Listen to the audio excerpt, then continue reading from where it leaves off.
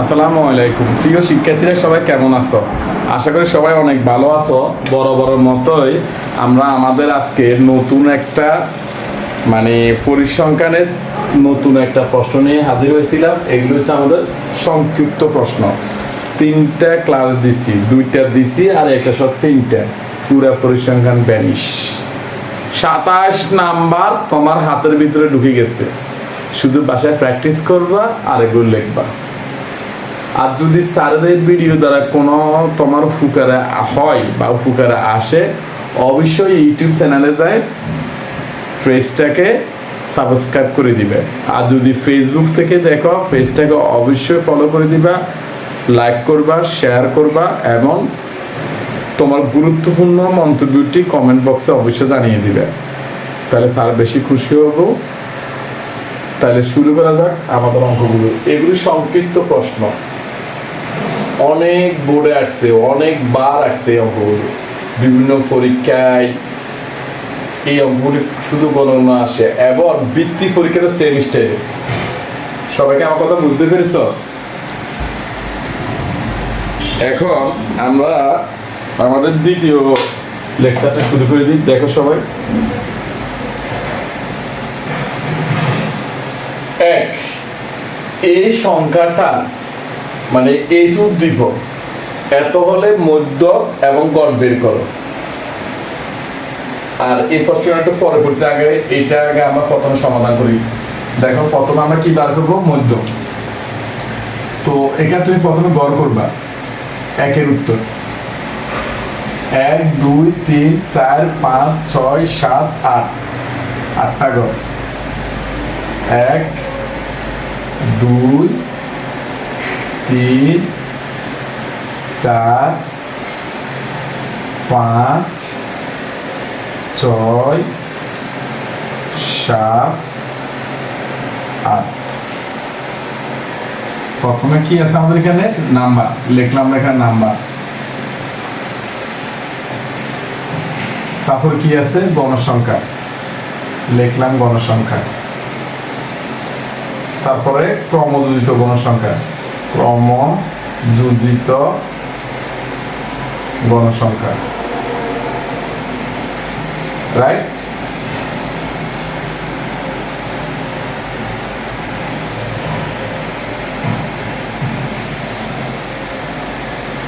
নাম্বারটা দেখে দেখি লেখো।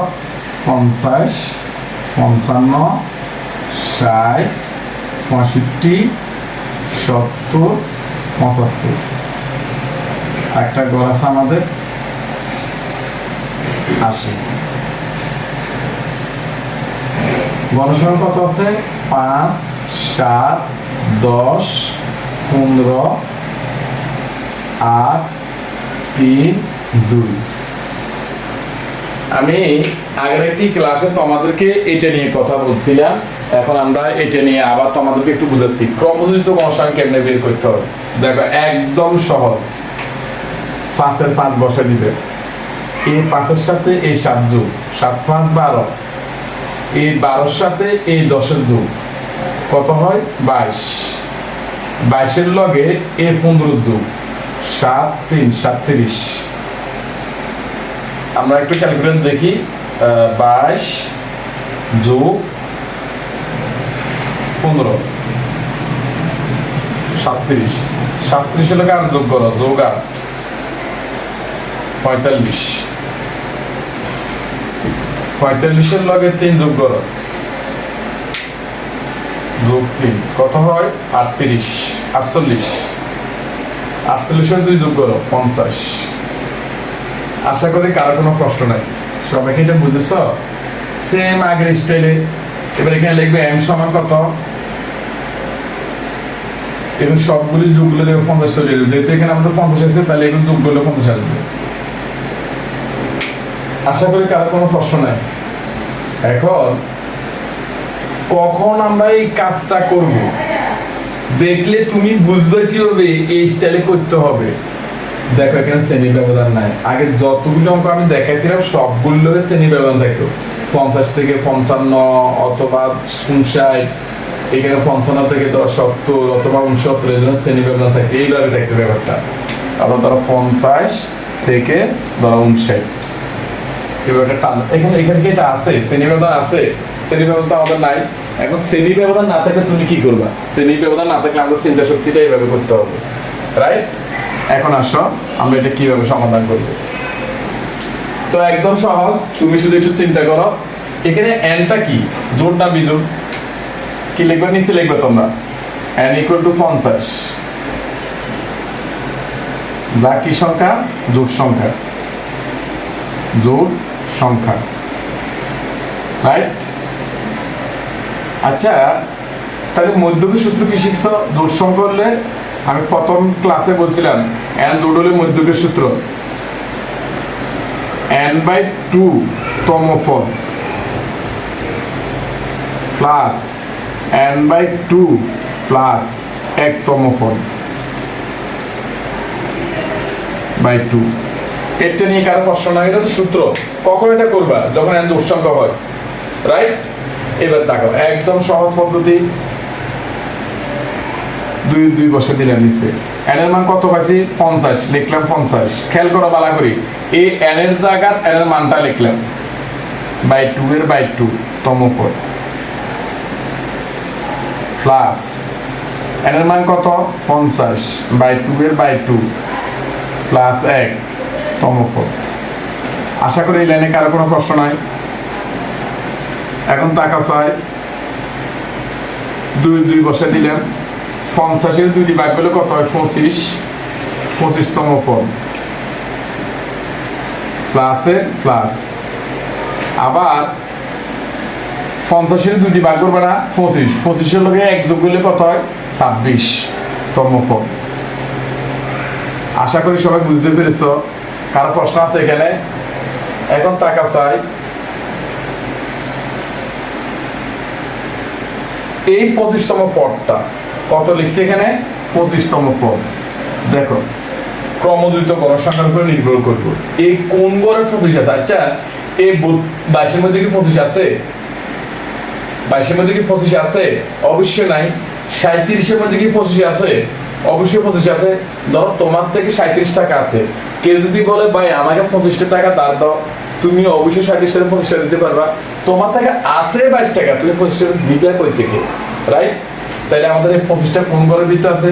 37 এর গড়ের। এই 37 বরাবর যেইটা থাকবে নাম্বার সেইটা হবে আমাদের এটার মান 65। আমি আবারও বলি, সবাই মনোযোগ শোনো, এই 25 এখানে কোন গড়ের ভিতরে আছে? এই 25টা আমাদের কোন গড়ের ভিতরে আছে? 37 এর গড়ের ভিতরে। এটা নিয়ে কারো কোনো প্রশ্ন নাই। এই 37 বরাবর যেই শ্রেণীটা আছে, 37 বরাবর যেই শ্রেণীটা আছে সেটাই হচ্ছে আমাদের 25তম পদের মান। আশা করি কারো কোনো প্রশ্ন নাই। প্লাসের প্লাস। আচ্ছা, 26টা কোন গড়ের ভিতরে আছে বলো চাই? এটার ভিতরে কি 26 আছে নি? শিওর 26 আছে? অবশ্যই আছে। তাহলে এই বরাবর গড়টা কত আছে? 65। এই বরাবর শ্রেণীটা আছে আমাদের কত? 65। আশা করি সবাই বুঝতে পেরেছো। নিচে জায়গা নাই, আমি জিনিসটা এখানে একটু লিখতেছি। দেখো 2 বসে দিলাম। তুমি কি করবে এখন? ক্যালকুলেটরে 65 যোগ 65 দিবে। 65 যোগ 65 130, রাইট? এই গড়টাকে আমার জায়গা না থাকার আমি এখান দিয়ে লিখতেছি। কারো কোনো প্রশ্ন আছে? এবারে 130 তুমি 2 দিয়ে ভাগ করো, ভাগ 2 65 শেষ। মধ্যক শেষ আমাদের। শুধু ধরাটা কোন জায়গা তুমি একটু চিন্তা করবে, এই 25টা এখানে কোন গড়ের ভিতরে আছে? এই গড়ের ভিতরে 25 আছে, তাহলে এই গড় বরাবর যে শ্রেণীটা আছে সেটাই তোমাদের 25তম পদের মান। প্লাসের প্লাস, এই 26টা এই গড়ের ভিতরে আছে, এই গড় বরাবর যে শ্রেণীটা আছে সেটা হচ্ছে 26তম পদের মান। এবার 65 আর 65 যোগ করলে কত আসে? 130। 2 বসে গেছে, 130 এর 2 দিয়ে ভাগ করো 65। আশা করি কারো কোনো প্রশ্ন নাই। এখন আসো, আমাদের মধ্যের কাজ শেষ। 2 নম্বর হচ্ছে গড় বের করো। এখন গড়ের জন্য আমরা এই গড়টা একটু মুছিয়ে নিই।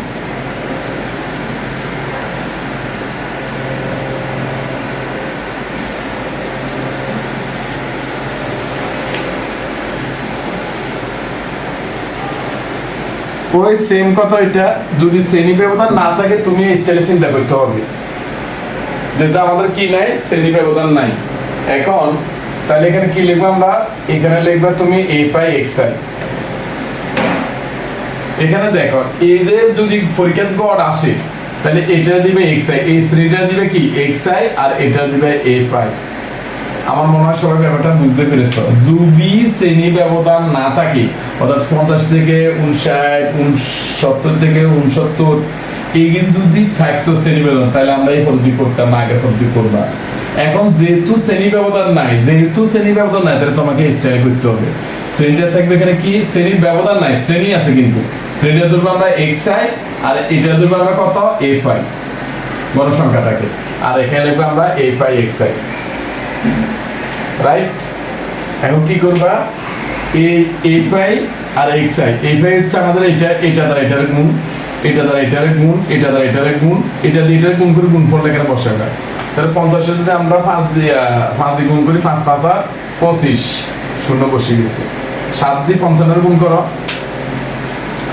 55 গুণ 7, 55 গুণ 7 385 লিখলাম, রাইট। এবার এটা দিয়ে এটা গুণ করো, 6 কে 6 শূন্য 600 হবে এখানে।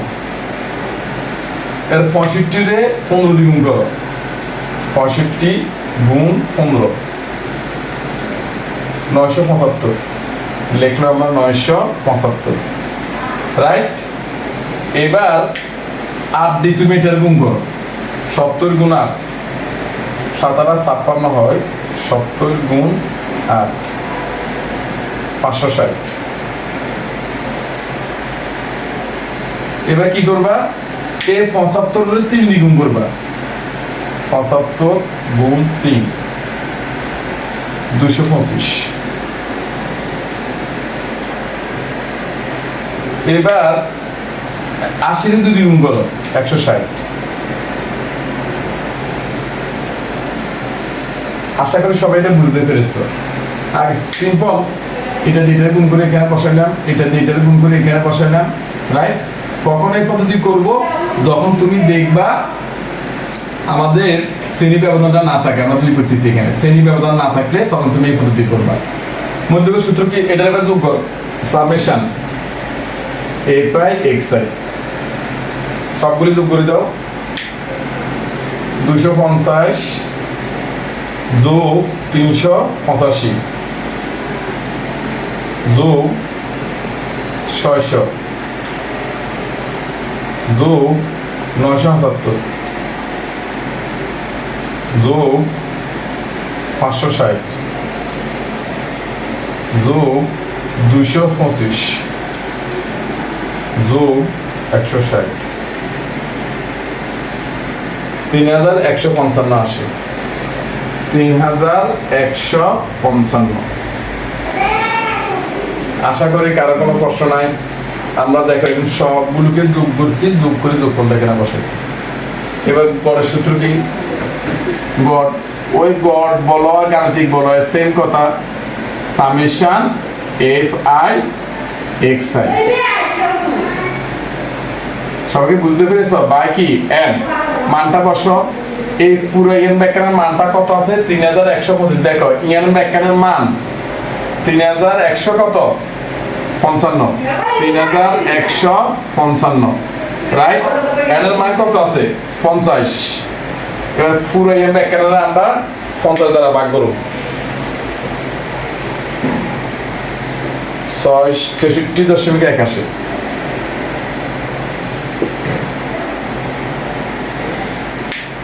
আশা করি সবাই বুঝতে পেরেছ। তাহলে আমাদের এক শেষ। এবার আসুন দুই অঙ্কগুলো কিভাবে করব, একদম সহজ। এটা তো আমি প্রথমে করাইছি, এখন আবার একটু দেখাচ্ছি, যারা প্রথমে একটু কম বুঝেছ এখন তারা এটা সমাধান নিয়ে নিবে।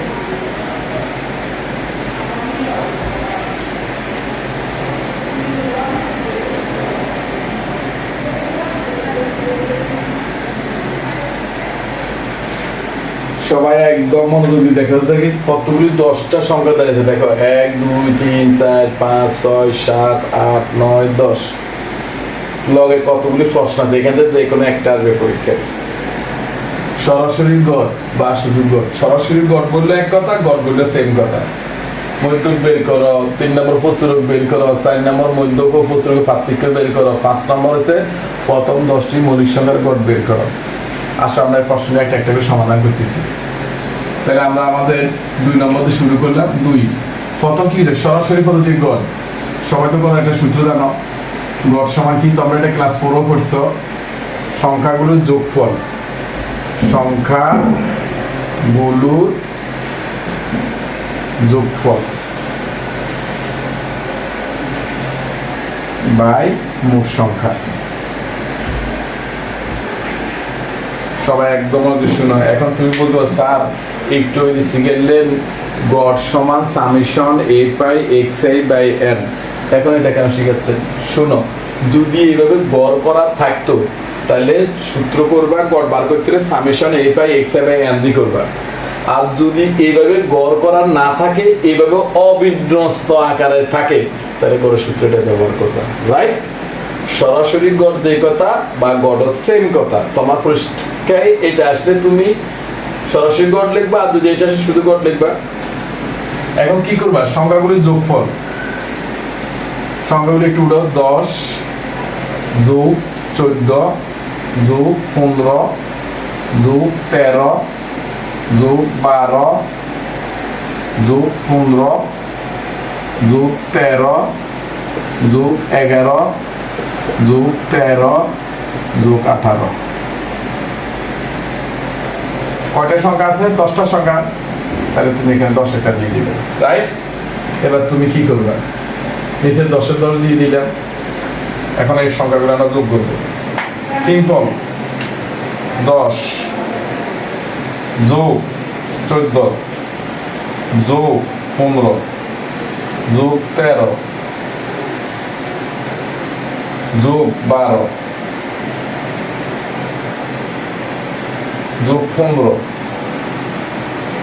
যোগ 13 যোগ 11 যোগ 13 যোগ 18 136 আসে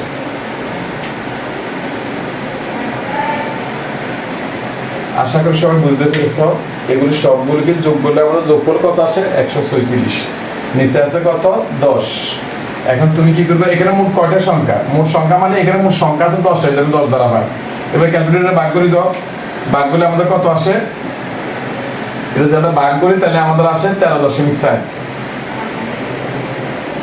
শেষ সিম্পল না আশা করি কারো কোনো প্রশ্ন না এটা এখন আসে আমরা আমাদের দ্বিতীয় সেকশন শুরু করি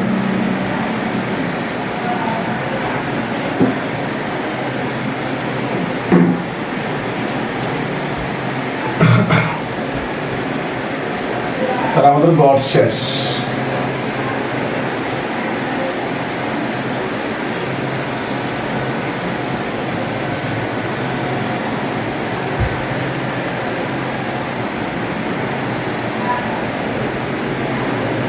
এবার আসো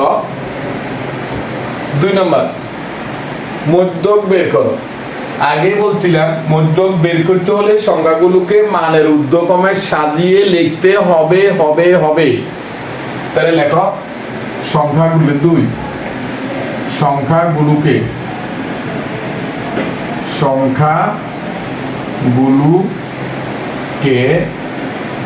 মানে ঊর্ধ্বক্রমে সাজিয়ে পাই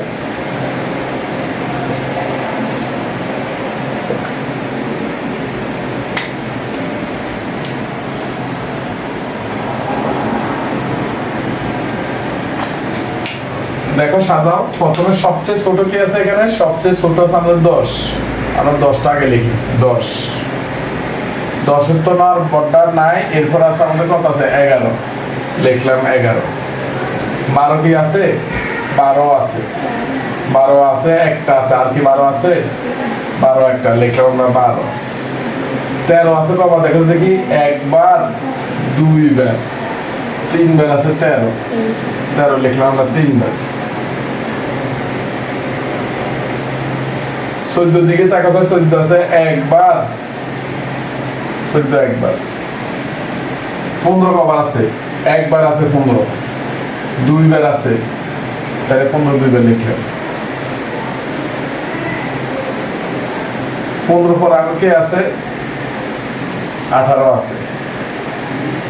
সংখ্যাগুলো মান ঊর্ধ্বক্রমে সাজানো শেষ, অর্থাৎ নিচের থেকে উপরের দিকে সাজাবে।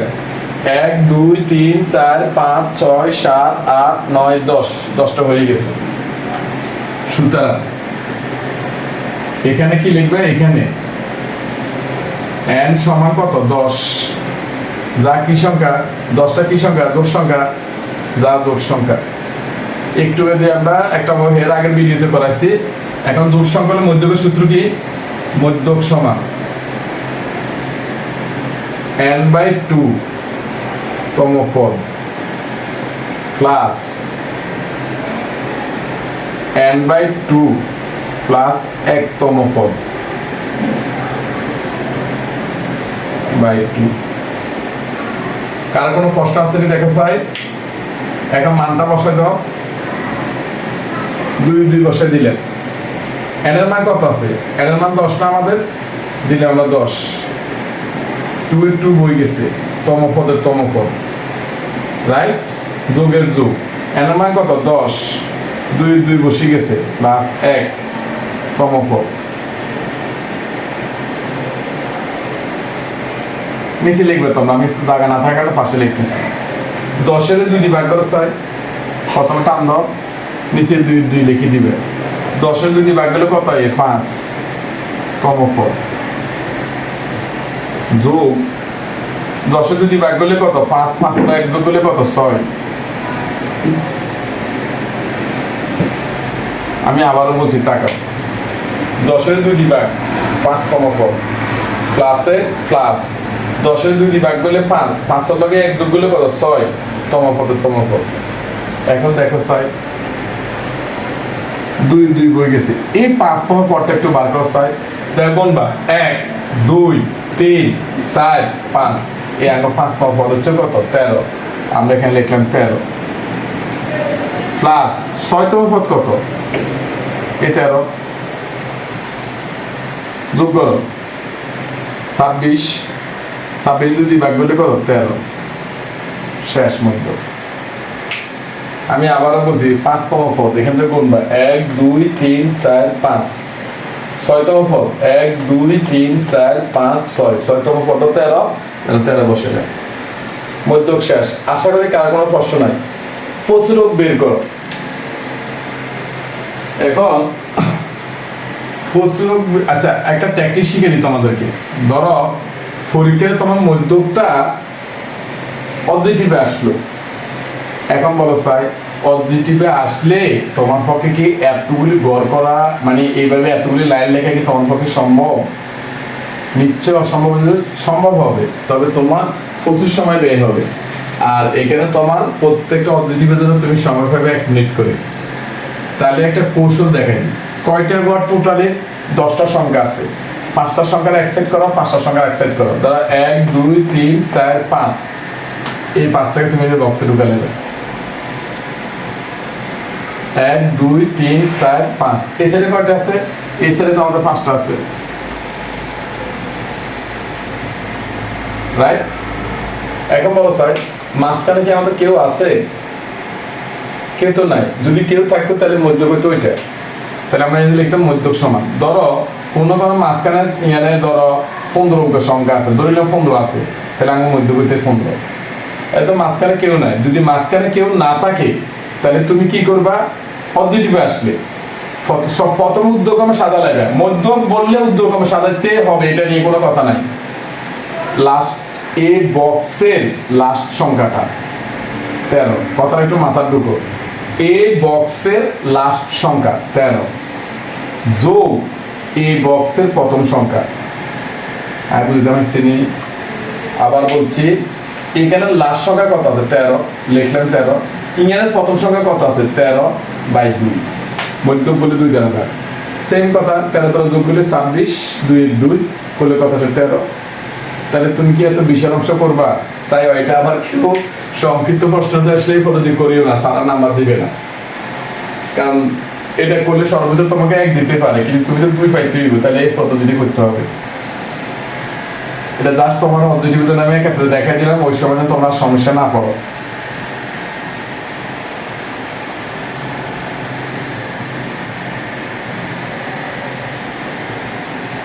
এখন আমাদের কি বলছে? প্রচুরক বের করো। যদি পরীক্ষায় শুধু প্রচুরক আসে, তুমি সাজানো লাগবে না। প্রচুরক আসলে সাজানো কোনো দরকারে নাই। তাহলে তুমি প্রচুরক কি লিখবে?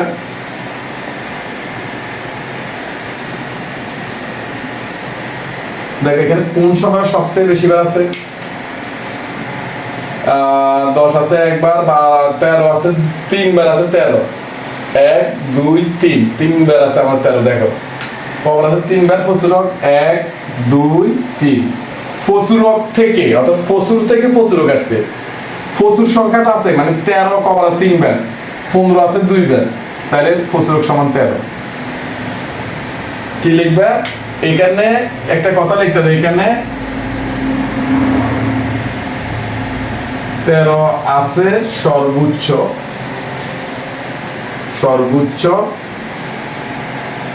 3 বার। এই শব্দটা তুমি লিখতে পারো, 13 আছে সর্বোচ্চ 3 বার, সুতরাং প্রচুরক সমান 13। রাইট? যদি 15 3 বার থাকতো তাহলে লিখবে এখানে 13 এবং 15 আছে সর্বোচ্চ 3 বার, সুতরাং প্রচুরক সমান হবে 13 এবং 15। আশা করি সবাই বুঝতে পেরেছো। এখন প্রশ্নের মধ্যে কি বলছে? মধ্যক আর প্রচুরকের পার্থক্য করো। আমরা পার্থক্য কেন বার করবো? দেখো এটা আমাদের দরকার নাই। যদি পরীক্ষার সময় তোমার যদি 4 নম্বর প্রশ্নটা আসে ডাইরেক্ট, ধরো তোমার এখানে 2ও আসলো না 3ও আসলো না, ডাইরেক্ট 4 আসছে, তাহলে তুমি প্রথমে মান উদ্যোগমে সাজিয়ে প্রথম মধ্যক বার করবা, আবার প্রচুরক বার করবা। তারপরে কি লিখবা? এখানে মধ্যক কত পাইছি আমরা? মধ্যক পাইছি আমরা 13। প্রচুরক কত পাইছি? প্রচুরক 13 পাইছি। কি চাইছে ওরা? মধ্যক প্রচুরকের পার্থক্য, সুতরাং পার্থক্য সমান। পার্থক্য মানে কি? বিয়োগ। সবাই জানো পার্থক্য মানে কি? বিয়োগ। 13 থেকে 13 বিয়োগ করো, 0। শেষ। আশা করি কারো কোনো প্রশ্ন নাই। এবার আসো আমরা সর্বশেষ প্রশ্ন, প্রথম 10টি মৌলিক সংখ্যার গড় বের করো।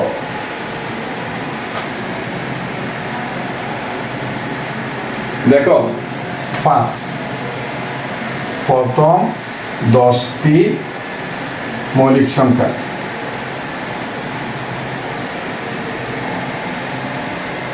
কি কি জানো সবাই? যে সকল সংখ্যাকে 1 এবং ওই সংখ্যা ছাড়া অন্য কোনো সংখ্যা দ্বারা ভাগ যাবে না না না, তাদেরকে বলা হয় মৌলিক সংখ্যা। অর্থাৎ মৌলিক সংখ্যার কোনো সংখ্যা দিয়ে ভাগ যাইতে পারবে না। আর মৌলিক সংখ্যার ক্ষুদ্রতম সদস্য হচ্ছে কত? 2। তাহলে আমরা 2 থেকে শুরু করি। 2 3 5 6 লেখা যাবে না, 6 3 ভাগ যায়, 7 8 9 10, এরা বাদ 11, তারপরে 13 17 19। দেখো একটা সংখ্যা তো ভিতরে গ্যাপ না যায়। কয়টা আছে দেখো? 1 2 3 4 5 6 7 8, আর 2টা লিখবো। 20 নাই, 21 নাই, 22 নাই, 23 24 25 26 27 28 29। এই সঙ্গে প্রথম 10টা মৌলিক সংখ্যা। এটা নিয়ে আমার একটা সুন্দর একটা ভিডিও আছে, মৌলিক সংখ্যা বার করার কৌশল। প্রয়োজন ওই ভিডিওটা দেখে নিবা, নতুবা তুমি এটা নিয়ে করবা। সুতরাং গড় সমান কি বলবা? একটু আগে আমরা বলছি গড় সমান সংখ্যাগুলোর যোগফল। এই সবগুলো সংখ্যার যোগফল বার করো। 2 যোগ 3 যোগ 5 যোগ 7 যোগ 11 যোগ 13 যোগ 17 যোগ 19 যোগ 23 যোগ 29। রাইট? সংখ্যা কয়টা? 10টা সংখ্যা দেখো, 1 2 3 4 5 6 7 8 9 10। এখন সবগুলোকে যোগ করে 10 দিয়ে ভাগ করে দিলে অঙ্ক শেষ। দেখো সাই, 5 10 17 17 আর 21 11, 17 যোগ 11 যোগ 13 যোগ 17, 13 যোগ 17, 19 যোগ 23, 19 যোগ 23 যোগ 29,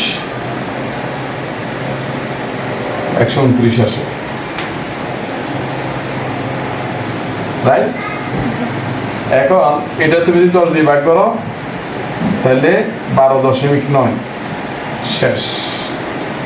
প্রিয় শিক্ষার্থীরা, এতক্ষণ পর্যন্ত তোমাদের যে সংক্ষিপ্ত প্রশ্নগুলো আলোচনা করেছি, আশা করি এই অঙ্কগুলি বাসায় ভালো করে প্র্যাকটিস করবা এবং এই চ্যাপ্টারটা করলে তোমার 27 নাম্বার কমন পড়বে মিনিমাম। তো সবাই ভালো থেকো, সবার প্রতি দোয়া এবং শুভকামনা রইল। সবাই যদি আমার ভিডিওটি ভালো লাগে অবশ্যই ফেসবুক থেকে শেয়ার, কমেন্ট এবং পেজটা ফলো দিয়ে রাখবে। আর যদি ইউটিউব থেকে দেখো অবশ্যই ইউটিউবের চ্যানেলটাকে সাবস্ক্রাইব করে দিবে। সবাইকে অসংখ্য ধন্যবাদ। আসসালামু আলাইকুম।